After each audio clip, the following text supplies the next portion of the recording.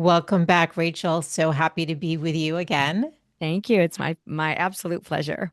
Well, I had surveyed my audience at one point and I said, what are some of the topics you want covered? Hmm. And interestingly enough, and not surprisingly, one of the common themes that kept emerging was parenting adult kids, or Hmm. they're not kids, adult children. Yes. And that includes, in my opinion, that transition when they are 16 and above, when that individuation is really kicking in and they want more agency and you're trying to parent. And I really thought Hmm. that this was an important conversation and one I haven't had on the show. So that's where I'd like to start today. And I'm curious if you've seen, just generally speaking, I'm Gen X. I don't know if you are too. Um, Yeah. Hmm. so Gen X or even boomer parenting versus uh you Hmm. know Yeah. Gen X millennial, like are we parenting different than our Yes, parents? we are Yes. parenting different. Our society is different. We're much more Yes. child-centered Yes. than we were. And also the generation gaps have always been there, but I'm noticing them widening where the one of the things that's really fascinating is that the younger generations have access also to their own like YouTubes and because they have access, they don't really turn as much to parents for guidance on a general sense. And so, like when they have children, they learn how to change a diaper like by looking up a YouTube. And I think that's a huge factor in, or I have a client whose daughter is like 13 and she said, I think I have OCD to her mother because she like really researched it. And it's a very unique thing to identify these days. It's becoming more and more known that it's hard. There's a lot of missed OCD diagnoses out there. And so she's coming to her mother with this information. So I think the empowerment of the younger generation through the digital world is a factor and of one of many where we're seeing shifts in parenting, shifts in how children view their role as children in the relationship, and the role of therapy, that people are getting more therapy and so they're feeling empowered to choose how they want the relationship to go and not just how it always has been.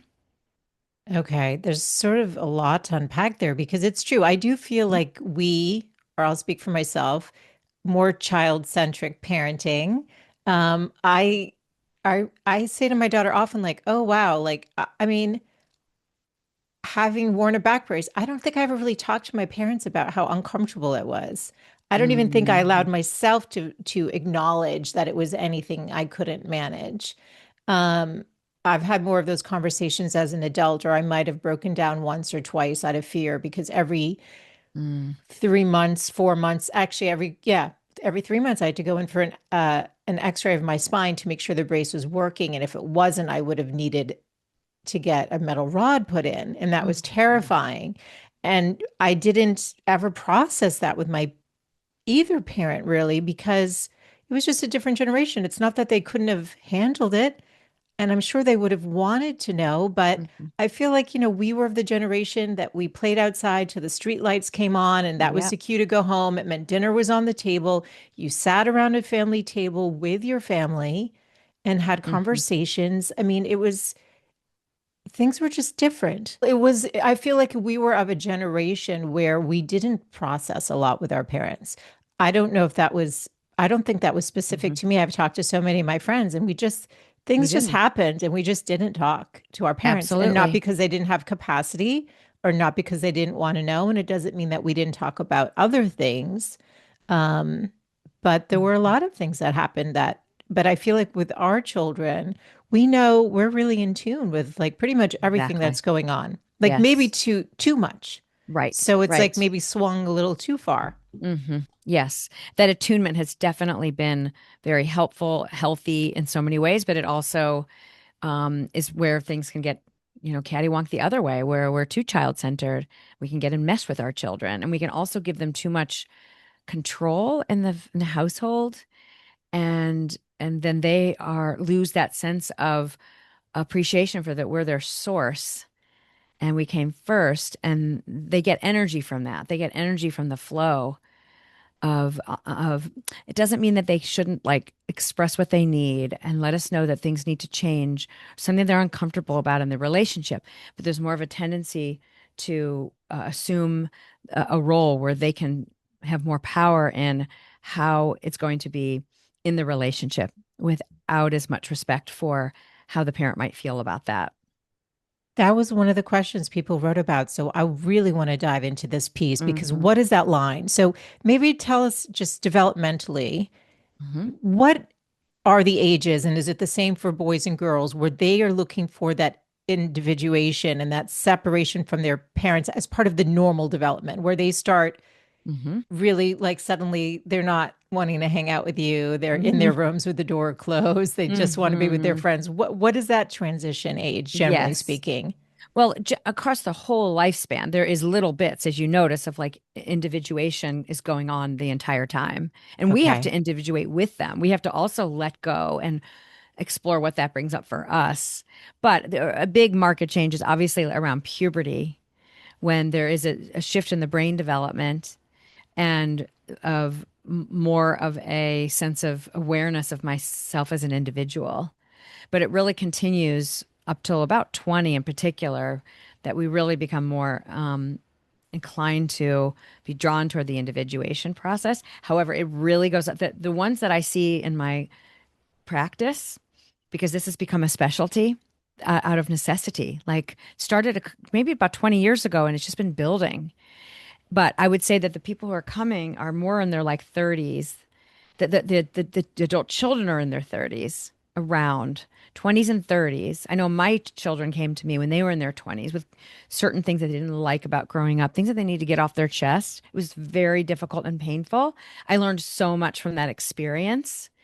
But the age that I'm seeing more people coming is when they start to, that's why the individuation is continuing in 20s and 30s, and they start meeting a mate, or they start their own family, or they start creating a community elsewhere, and they see that, okay, this is not how it has to be, the way that my mother talks to me or my father treats me, or the whole dynamic. Hmm. So their awareness expands and then they come back and say, "Hey, we need to have some repair around some stuff Yes, that I didn't actually like or appreciate." exactly. And it could be about the past, like with both of my kids at different times in their 20s. It was something that they needed to process that happened in the past, but it also then shaped a little bit about how what they wanted for going forward. And so as painful as it was, I had enough, thankfully, enough like experience with working with other families Mm. that I was kind of prepared, like how you handle those. You want to be like so appreciative that they're telling you. Most people start to get defensive. It's the number one landslide response is to defend oneself, or what, you didn't take it the right way, or but what I was really trying to do was this, or, and the most important thing is the first thing I said is, I'm so glad you're telling me. Wow. And that must have been really hard, and tell me more about that, you know. And I'm not even sure that I remembered some of the things that I had said that that stood out to them. And so inside I was feeling one thing, but on Yeah. the outside I was aware enough that this is a gift. This is a gift they're giving me, but it's also a gift that I want to continue giving them as their parent, is to hold space as they're individuating. Because to tell their parent what didn't feel good, or what they need differently going forward, or what doesn't make them feel good inside, then you can be part of their individuation process. Otherwise, they have to do it without you. Yeah, nobody wants that. Okay, Nobody wants so I really want to go into that, but let's go back to our teenagers first because you said that. something Hmm. really important.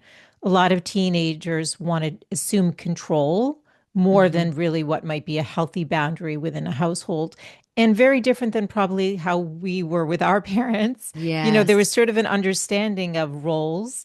I heard Michelle Hmm. Obama in an interview recently, and she was talking about how she views her, and I'm obviously not speaking for her and I'm paraphrasing, but it was generally about like, I told my girls, like, I'm not your best friend. Her Right. role as the Right. mother. And I think sometimes those lines do get blurred because it is Hmm. such a child centric focus of our parenting and the way we're doing it. So, what Hmm. does encouraging and allowing that sense of agency and like stepping into, they're 16, 17, about to get into adulthood, and then really encouraging that, but also having those clear boundaries Hmm. so that Absolutely. there is that sense of respect. And it's like you actually don't have as much control as you think you do. And now we're like stepping on what's like Yes, a safe space in the house. And, absolutely. or they're going to start driving. It's like there needs to be some guideposts so that Hmm. they understand, just because you have access to a car, for example, doesn't mean you can just go do whatever you want to. So, Hmm. so help us Yes. understand some of those This, earlier yes. separation So times. the kind of overriding principle that my husband and I discovered actually when our kids were 8 and 11, we started studying the wisdom of Kabbalah, and we learned a whole different kind of reframe of how to think about ourselves as parents and what we want to provide our children that had overlap from what we were already doing, but made some marked shifts. And that is that we want to create an opportunity for them to put more and more skin in the game and for them to have a sense of ownership. So Mm, even when it comes to independence, it's what are the steps that they're showing that they're ready to handle the independence. And I also learned so the ownership means that there are times when that as soon as they can, like especially once they become like 12 or 13, and that if they want something extra, then they can work for it in some ways. It could be doing extra chores around the house, or how they talk to you is also an ownership. Are they doing what is going to help them in their future? That's all sense of ownership. And to connect the dots with cause and effect for them, not because you're going to upset me, making it personal or centering your own feelings. But I would explain to the kids that this is our job is to teach you and emulate like a simulation of what life is like out there. yes. And you're not ready yet. That is why you're living with us. And that is why, the brain is still developing, the soul is still downloading. All the levels of our soul haven't downloaded yet.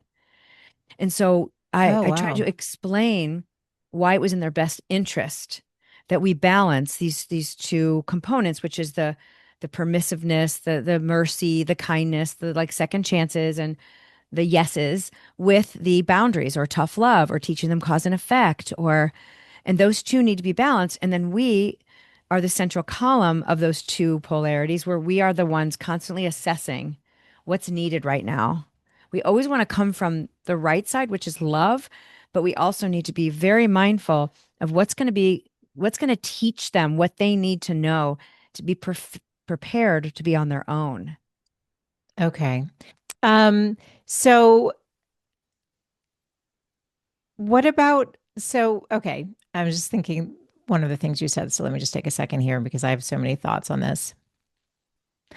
Obviously, each household is different, and then also parenting or co-parenting, if there is a co-parent, and Mhm. having what value systems are important sets sort of the tone in terms of, what you do, prioritize what you would actually tell your kid to come home and do versus say, hey, we don't really care about that, but when it comes to this, we care about Mhm. this, and there's going to Mhm. be an expectation around there so that there can be that respect. I can see how that's so important. Um, you know, I don't actually talk about my daughter, so I think I won't. But I was going to say, like with my daughter, she's so self-sufficient when it comes to her work and stuff. But I know some Mhm. parents have asked, like, I need to stay on top of my kid if there's some neurodivergent brains, whether that's Mhm. ADHD or something else, and they need to help support their children. How does a parent do that?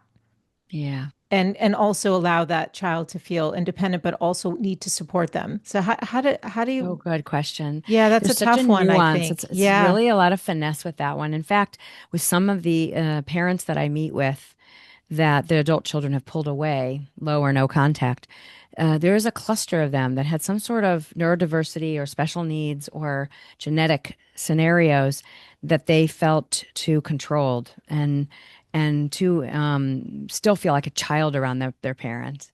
So I Hmm. think we have to be really careful about that. And they do need special support. And I think as much as you can have resources outside of the family to help as much of that as possible, Yeah. take it away from you being the tutor or you, if you can afford it and you can use the resources that are available, um, that, that can diffuse the focus, but you still can't, it like, one of our kids had some terrible anxiety and OCD and even depression at a young age. And Mm, so it was really easy to like do so many workarounds because they this one couldn't tolerate as much disappointment, couldn't tolerate because it just didn't have the same groundedness, which later has learned unbelievable tools and helps others with the same. mm, But you have to be careful, and we still need to set the boundaries if there's a neurodiversity, with some allowance, of course, but to yes. not over compensate or over placate that. And it's just a really tricky balance. I would encourage getting guidance from a professional Yeah. on how you navigate that parenting dynamic, that you empower them and make them, have and allow them to feel the gifts in their neurology Yes. and give them the support to really maximize, like you said in the workplace, how you can maximize the twice exceptional, the exceptional that is the gift, the giftedness, but then also to support, get resources for the second exceptional, that is the some of the things that can be barriers. Yeah. And now you've got a kid heading off to college or children, maybe you have twins or, or Hmm. whatever it is. And technically they're adults. They're probably 18, Yeah. right? Maybe 19. How do you navigate that transition and maintain a healthy parenting relationship?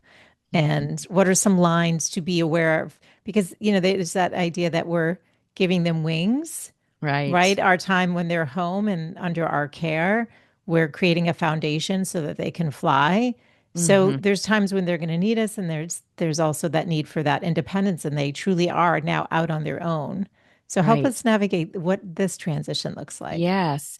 Well, it's important to note that like how you handle this transition is paving the way for how you're going to have a lifetime of a relationship with them, with your adult children, because this transition, um, everything matters in terms of how you lead up to this point, but it's the beginning of where you are doing a pretty significant letting go and letting them really make their own decisions and make their own mistakes and really just being more of like a side coach or like a curious person to see what they think they should do Mm, more and more and more.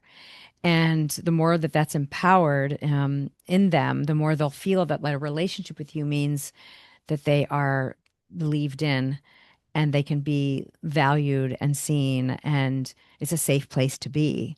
That doesn't mean you don't have, if they're really flailing and not doing well, then you need to assess the situation carefully, like it depends. Like if you're really struggling, then you need to get more involved because they need the support, even though they don't want it you know yes. but generally I think to be clear about what the expectations are if in supporting them. Like I don't recommend you tell them what classes to take, that you give a gift of like, this is your education, you go for what you want, what is right for you, Yeah. and be clear about what they need to do in order to support themselves in any way, like if they need to get a summer job or if just being clear about that. I also found in that transition it was important, especially the first one and then even more the second, like, can we talk about like what is our relationship going to look like now? Like how much contact do you want? What are the best ways for you?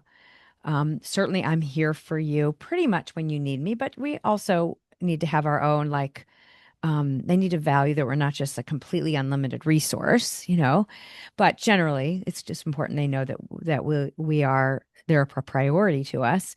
But I found that to be helpful. And we talked, sometimes it's organic and you just kind of tell what they need and how often you want to talk but it can be helpful to have a conscious conversation. And then another one happened when they were finishing college and they were each of them were in different places. And then we had like a Zoom and we're like, so what do we want to do as a family? Do we want to like, how do we want to stay in touch? And it just keeps families are evolving constantly. And so it's just good to sometimes to drop in and check in of like how do you feel like it's going? Is there something that I can do to support you more or that isn't working? Is there something, I really love being connected with you. So what's the best way for us to do that? So those open conversations. Yeah, where you're respecting what level of boundary they may need or how much involvement they want. I am thinking about what you said earlier in the conversation where that 13-year-old told her mom that she had OCD because she Mm-hmm. looked it up. I always feel like we want our children talking to us and coming to us with issues so that they know Yes. that there is that safe space and that they're not maybe trying to solve it through an online resource or trying to Mm-hmm. get too much information, that we're at least a place where they can start and feel safe to do that. That's how I was raised. I feel like that's the relationship I have with my parents. That's the relationship I do feel like I have with my girl. I want to continue to have that flourish and stuff, but I think that's why it's tricky before they head off to college. Like, how do you keep that where they do feel safe to come to you? They don't feel like they have to, do it all on their own, but also, Absolutely. yeah, Yeah. Yeah. And you can openly say that. I want you to know that you can come to me about anything. Keep reminding them. yeah, And also, I think it's good to spend quality time together yeah, and like find like there were some teenage years that were difficult, but I still look back and there was times we had such close good times too, and yeah, some of them were when we would step away from the role of the that we had in the home together as parent and yes, child, and we yeah, would go on just like a one-on-one trip, like drive to Memphis or go to a concert, like join what is interesting to them yes, and spend more time with them. And it shows that they're valuable and to invest in of interest. And it's also a way to connect. But then I think it also makes it easier for them to come to you. But I think not just quality time. I think also to make sure that how you respond to them when they do open up, yes, and where you are more asking them what they think. What does that mean to you? Or yeah, that must be a really hard dilemma. It's, like really tracking them. And maybe times out of 10 is where you just listen. And maybe once out of 10, you might offer someone an idea. It's so hard. We want to fix, we want to help, we want to advise, but it's really they'll come to us more if we learn how to actively listen. Just repeat back what you're hearing and neutral affirming statements that, I believe in you. I think you always make good decisions and you learn from whatever you go through. You always right. do. Yeah. And don't be afraid to make those mistakes, Yes. Yeah. right? So much of Yeah. even the hard times, the learning, a lot of it comes from the hardest Yeah. times, right? And not trying to be perfect about it because then it Mm-hmm. limits your ability to, yeah, take risks and do things that might Mm-hmm. benefit you professionally or even, yeah, personally, like going Yeah. to move somewhere exciting that you want to do, but you're afraid, oh, what if it's not the right decision? You don't want them living with that too much what ifs in their mind, right? Exactly. Absolutely. And I think it's also good to share your own vulnerabilities at appropriate levels, like not like to make them be your like counselor or, but at times there is a transition where there is more of a friendship. You're still the parent, but you are more like it gets to be a relief when you're not the role of so much of the parent, the older they get. Yes. And then you can share, it has to be something careful that you do, but to start sharing some of your own vulnerabilities or when you've made a mistake or, if you're struggling with insecurity or whatever. I think it's just good that they know you as a real, authentic person, and they'll Oh, feel more comfortable opening up too. that makes so much sense to me. Okay, so empty nesting. So you talked Hmm. about so when kids are, obviously out on their own, they're obviously going to need us, but they're forging their own path. But this is also you did an article that you wrote for the Wall Street Journal and you said there's a trend on the rise of estrangement, Hmm. right? And Yes. so what's happening? Is this something in society as a whole or because parenting or a combination? Like what's going on? Yes.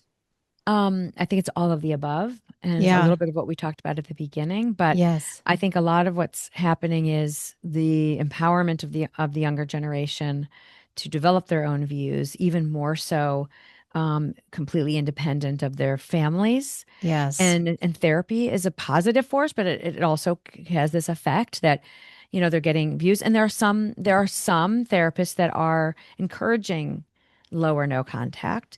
And I think, people have asked me, what do I think of that? And I'm happy to weigh in. But I think they're also getting messages that if somebody doesn't feel good in your life and you view them as difficult, then there's a little bit more of cancel culture where then I'm just not going to have them versus, okay, maybe I need a space, which I might need to take some space just Yeah. to get grounded, to maybe get more clear about myself or to create a new chapter. But taking space is very different from estranging.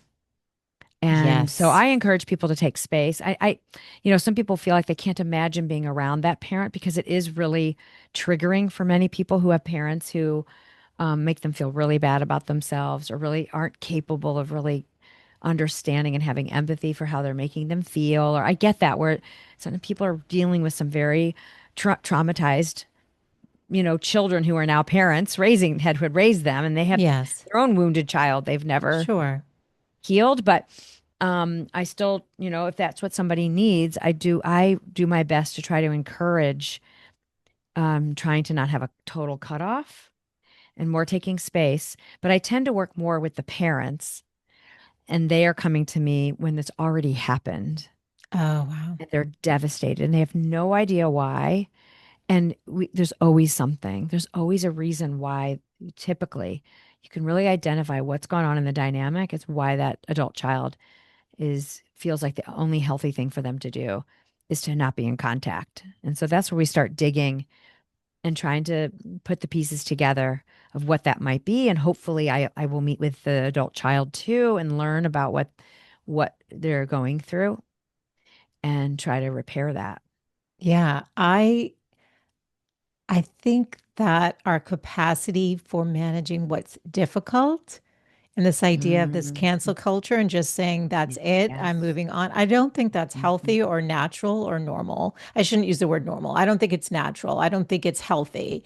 If there's abuse, I understand that, right? If there was true abuse or something, emotional, Absolutely. physical, mental, spiritual, and that person is not safe, 100%. I really get Yes. that. But if there's like this idea that, well, when I'm around this person, this is how I feel. And I don't want to feel that way because it's difficult. And I don't want them to have a relationship now with my grandchildren, my children, their grandchildren. Hmm. Hmm. There's probably some capacity to expand and have more understanding and empathy on both sides for that repair. And that's Yes. my viewpoint. But would you agree with that A or? 100%. I really think that it's a co-created problem, that Yeah. it's not like there's first of all, there's no one estrangement story. They're all different. They're Yeah. both in a lot of pain and Yes. they're both right and they're both wrong in certain ways, aren't we all? Like so I think that there's what I find though is that the work that I do, you have to go with where the opening is. And the opening is typically every so often it is with the adult child, but usually it's the parent that is more motivated, that is kind of the leaning in partner there in the Yeah. dynamic, Yeah. and the adult child is the leaning out. And so you have to work with what you've got. So I usually start with helping the parent get grounded in themselves because it's really one of the most painful things I see people go through. Like literally it's the top three.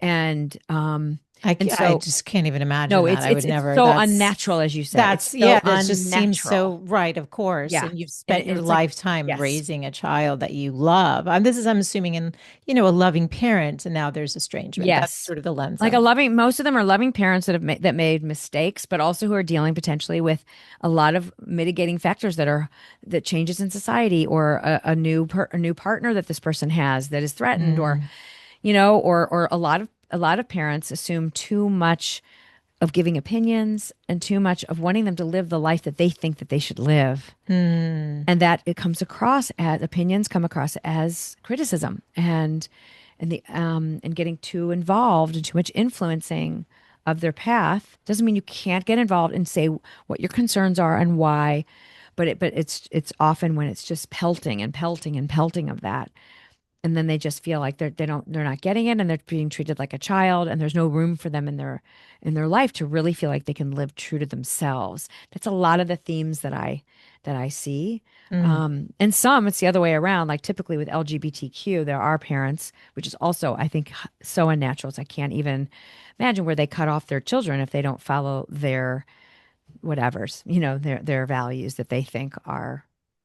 So, but we typically start with the parent to help um, get grounded and connect to your own inner power. Because what happens otherwise, which I talk a little bit more about in the article in the Wall Street Journal, is that we can get very reactive, which is important for being a teenage parent of a teenager, is to really work on not getting reactive when they're reactive. Yes. Similar, it's so we need to like get grounded because it's so dysregulating that people can get desperate, either in like the defensiveness gets desperate, the trying to get family members involved and have them change their mind, which only pushes them away. There's so many things that parents do that push the adult children further away, or they say, I'm desperate, I can't sleep at night, you can't do this to me, like that's just overwhelming, and it's centering the parents' feelings.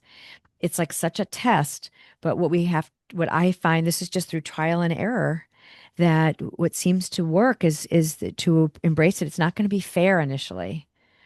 Eventually, you need to have a mutual relationship where both are respected and both are heard. But it typically needs to start with the parents holding space for, I really want to learn what I've done that's hurt you, that made you feel like this is what you needed to do. Give them the benefit of the doubt that there's something there that maybe you're not seeing. Yeah. And you said your kids came to you and you were able to do that. I mean, you are a Yes. therapist, so you have.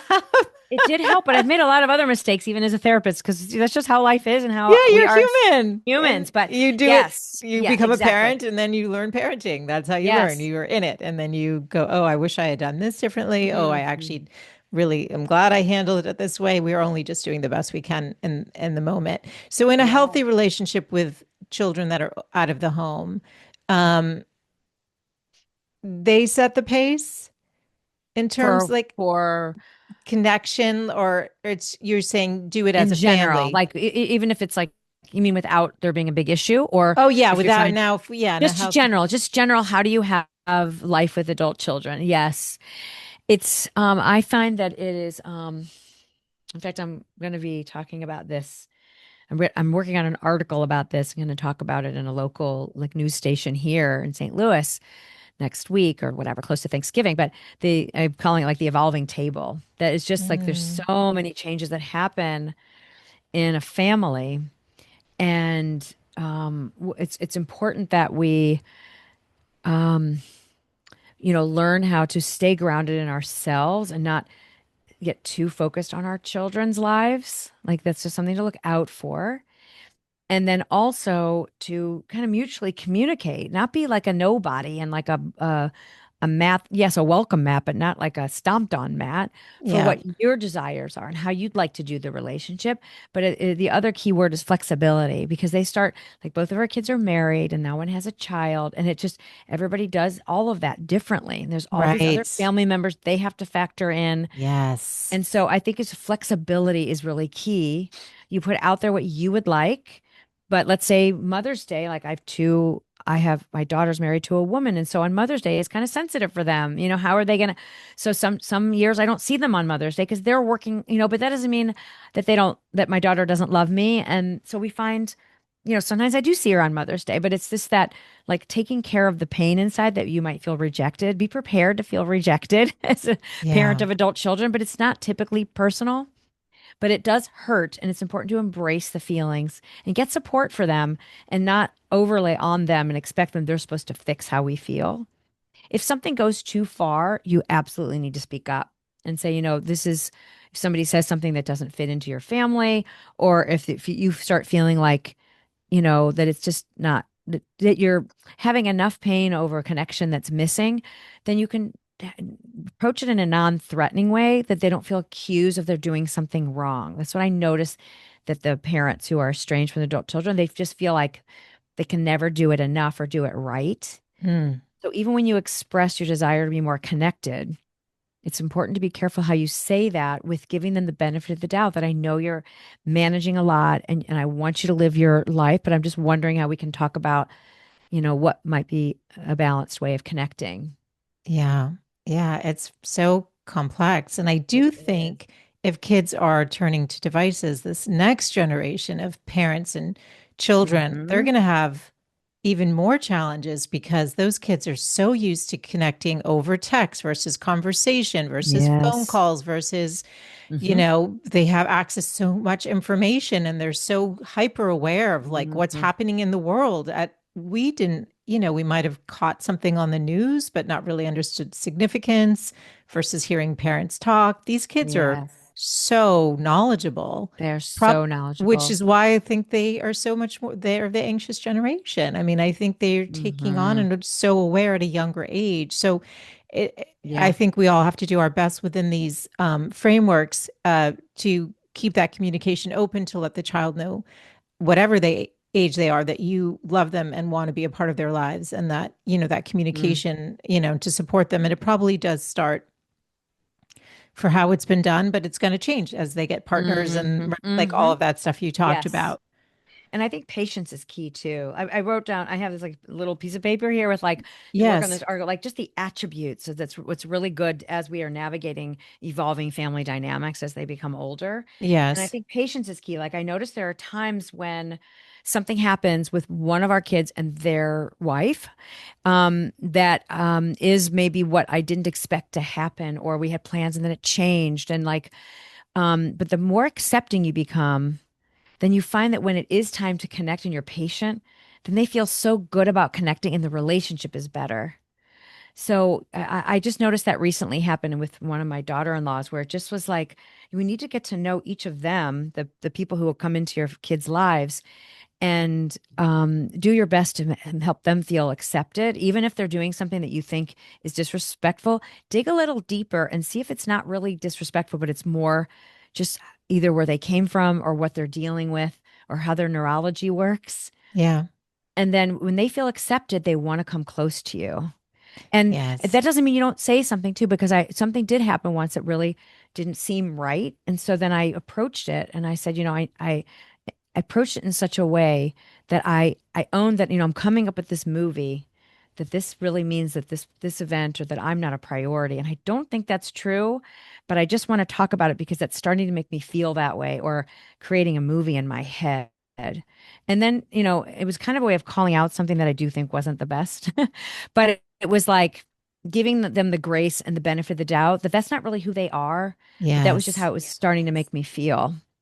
Yeah. And then if there isn't that communication, then there will become more distance Exactly. And and more of a resentment. tendency and resentment and more of a tendency to pull away or be like, yeah, Exactly. you know what? Let's not go to your mom's house for whatever. Yeah, exactly. And like Yeah. when we went on a trip together for the first time with them, like now it's too complicated to go on trips together. Things are always changing. Yeah. So we had to let that go. And okay, this is just where our family is. But when we went on a trip, the six of us, like my husband and I and their partners, they're now married to them. They weren't married yet. Or one of them was. But we had a family meeting. Like, what are the things that maybe we could need to know about each other that would help us have a good experience, or things that you've noticed that you want to ask for. And such valuable things came up that made such a difference on the trip, like how we do time, like who runs late and how we're going to handle that, or when somebody needs more space, how can we embrace that? So that open communication, giving everyone a voice, makes a huge difference. Yeah, and it creates a sense of safety. Rachel, this show is to invite women off the sidelines into her starring role.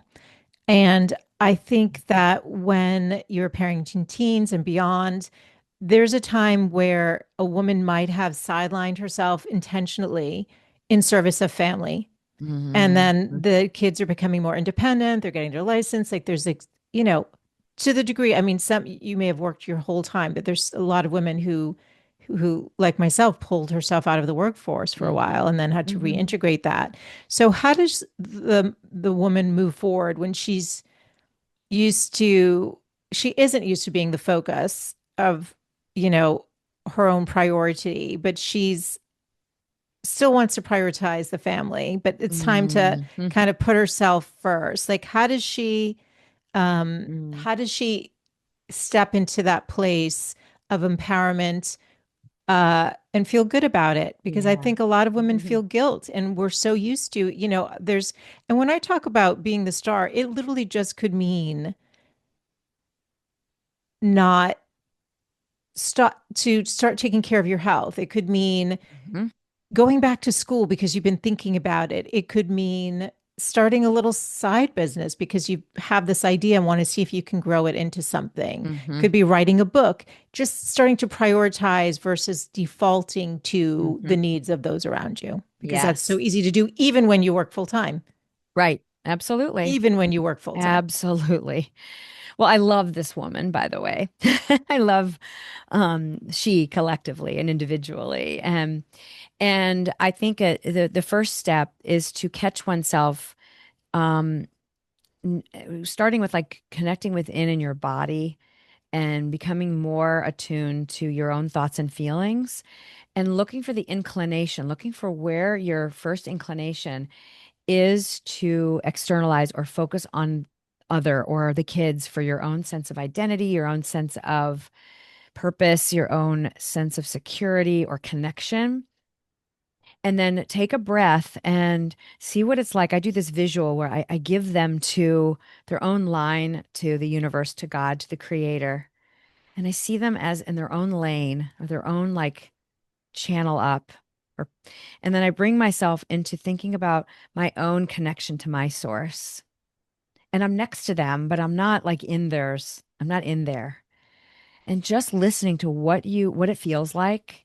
Just notice what happens, what comes up, what discomfort that is, but also what maybe expands when you do that.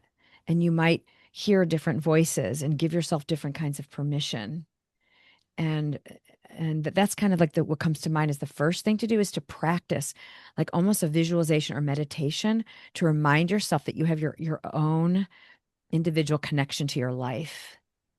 And life And force. yeah, and that because often it's when they're having struggles or we're worrying about them in some way that we can just keep centering ourselves into their lane or into their, I don't know what that is, like a pipe up or something. Yeah. And so when that's just a tool I use to really give them the space and the support energetically to connect to what their soul is wanting for them and needing from them and guiding them. And then so that I can get busy with what, and sometimes that's uncomfortable. Like we can easily hide behind that, our connection with our family or our kids, and really facing like your own individuality. Are you nourishing your friendships? Are you taking care of your body? This self-care thing. I'm in the middle of writing an article about this too. I've written about it so much, but I see it now like I never have. Like it takes so much courage and to live authentically of what you really need and not what you feel like you should be doing or what your ego thinks that you should be doing in order to feel like you matter or are safe or accepted. So all of that comes from the same place as really listening within for what feels like it's a prayer of sorts. It's beautiful. And actually, the empty nesting is to the degree you haven't tended to yourself, Hmm. becomes an invitation and an opportunity, It does. right? Can you speak to that? Yes, and it always happens right around typically menopause. So it's like, okay, here we have these hormones, just like teenage years, you have these hormones for women, hormones that are also with these big transitions. But that's just like that's because we are here to keep evolving. And it's like a truth serum of like, what have we not addressed? Christine Northrup talks about this so much. And I love that it's like, every stage, if we haven't addressed something, we're going to get a big dose of hormones. That means that we have to shake it up again. We can't just let things be as they are. And very powerful things can happen when, as an empty nest woman, or an empty nest person who's estranged from their child or have rifts. I find that's more difficult on them than men. And it's not that it's easy on men, but it's just Yeah. I find that there's just so much more of our sense of self Yes, is connected to our children, and some of that's organic, and biologic and spiritual. of course. But it just means that we have to put that much more effort um, into honoring. And your question was about empty nest, right? Like Yeah, how, just it's an invitation and an opportunity to start yes, diving it into is. Yep, what lights you up and to exactly. step center stage. Yes. And it also means it might be that this is where I was trying to go. Thank you for helping me remember. Is it also is a time that maybe you deal with things that you haven't dealt with? Like I'm thinking of a particular woman and several women in this position, but where you then have to really maybe face for all those years of your life that it was, you felt such a sense of purpose, but haven't really addressed certain insecurities or certain questions about your own value and your own place in the world Yes. that you really have to you're forced on some level And if you don't, then you're at risk of developing an unhealthy relationship with your adult child because you're going to unconsciously put on them too much of your own needs unconsciously. And you're, Yes. so that's why like there's a book called The Self-Aware Parent, and I really like it. And it helps to see how much we get enmeshed with our children. And the more we do our own inner work and have self-awareness, then we can really see what's best for them in the relationship and not overlay our needs onto them. Yes. And so, in an opportunity not just to identify as mother or parent, but also Hmm. as woman, as creatrix, as somebody Oh, who's love got that. ideas and, yeah, who needs, yeah, can focus on her self care and her self worth and to rebuild that. And I did a solo cast on 3 steps to get unstuck. And the first one was you have to sit in what's true now. You can't actually Mhm. take the next step until you honor what's true and real, right? You can't Absolutely. just push past it because then you'll just be bumping up against the pain or the resistance or the Hmm. lack of self worth or whatever is holding you back or the transition or the loss or whatever you might be grieving. Yeah. No, it is. That's so powerful. It is the starting point, or else it's not really real. Yeah. Right. Right. And then you can't take that step forward. Um, Such a rich conversation, but is there anything I didn't ask you today, Rachel, that you want to leave the women listening with as it relates to parenting? Yeah. I think Yeah. that one of the things that I like to reinforce is that similar to what you just said about kind of start where you are, embrace where you are, Yeah. is really to do your best to trust that you're right where you need to be with wherever you are in your relationship with your children, teens, adult children, and to see that, that this is all for us to all individuate and grow, and to embrace the opportunities that are being faced or given to you, and to see it as not happening to you but for you, and to trust the process of life, Yeah. and that you can actually make a big difference in if you're having some friction or some tension or some distance with an adult child, that you actually can do something to repair it. I've seen miracles happen. I've seen like it's one of the most beautiful, powerful things to see people who really didn't think they could ever safely be in a relationship with their parent or vice or and they can, and many can. So, Love but it it. means you have to really put the effort in and really be open to growing. So Yeah. that was the other thing on my mind too. It's perfect and it's hopeful. And I Yeah. think if it's hopeful, there's possibility. And if there's possibility, then there can be that repair if it needs to be, Yes. or just that growth together. You're growing and like you said, the individuation Yes. is not just the child, which is an important message from this Yes. conversation. It's our own as well. And the Hmm. invitation to step into what's next for yourself. So thank you for being here My today. pleasure. My I will pleasure. put, ladies, in the show notes all of the handles for Dr. Glick and her book, Thank you. and maybe a couple of these articles that we referenced today so that they can read them and learn more if it's something that they're navigating as well. Hmm. But always so lovely to be Yes. connecting with you. I'm so happy Likewise. to see you. And thanks for Likewise. sharing your knowledge today. My pleasure. My pleasure.